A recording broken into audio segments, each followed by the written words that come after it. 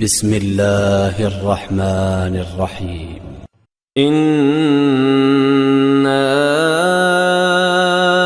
أرسلنا نوحا إلى قومه أن أنذر قومك من قبل أن يأتيهم عذاب أليم.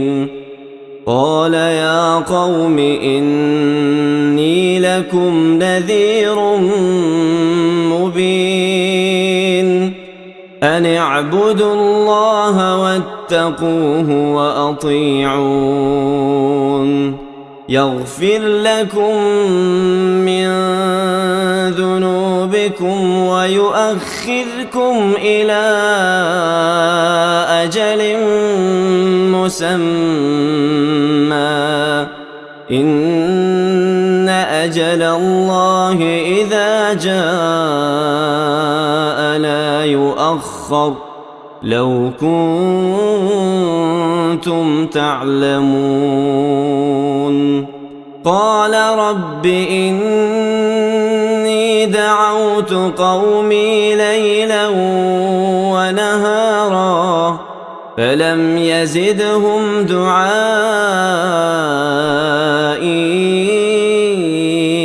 إلا فرارا وإني كلما دعوتهم لتغفر لهم جعلوا أصابعهم في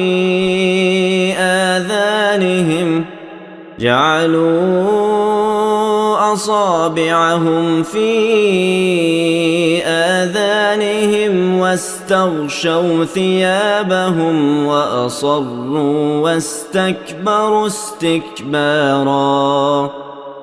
ثم إني دعوتهم جهارا ثم إني أعلنت لهم وأسررت لهم إسرارا.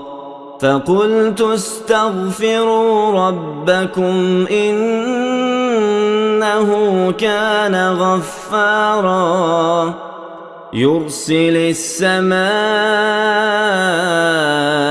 عليكم مدرارا ويمددكم بأموال وبنين ويجعل لكم جنات ويجعل لكم أنهارا. ما لكم لا ترجون لله وقارا وقد خلقكم أطوارا. ألم تروا كيف خلق الله 7 سماوات طباقا وجعل القمر فيهن نورا وجعل الشمس سراجا والله أنبتكم من الأرض نباتا ثم يعيدكم فيها ويخرجكم إخراجا. والله جعل لكم الأرض بساطا لتسلكوا منها سبلا فجاجا. قال نوح رب إنهم عصوني واتبعوا من لم يزده ماله وولده إلا خسارا ومكروا مكرا كبارا.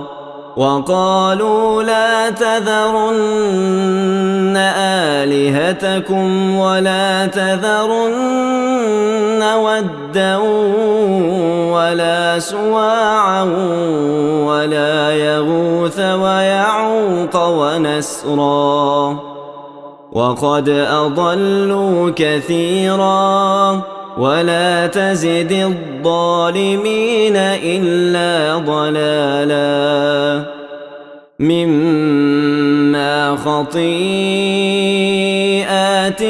أغرقوا فأدخلوا نارا فلم يجدوا لهم من دون الله أنصارا وقال نوح رب لا تذر على الأرض من الكافرين ديارا إنك إن تذرهم يضلوا عبادك ولا يلدوا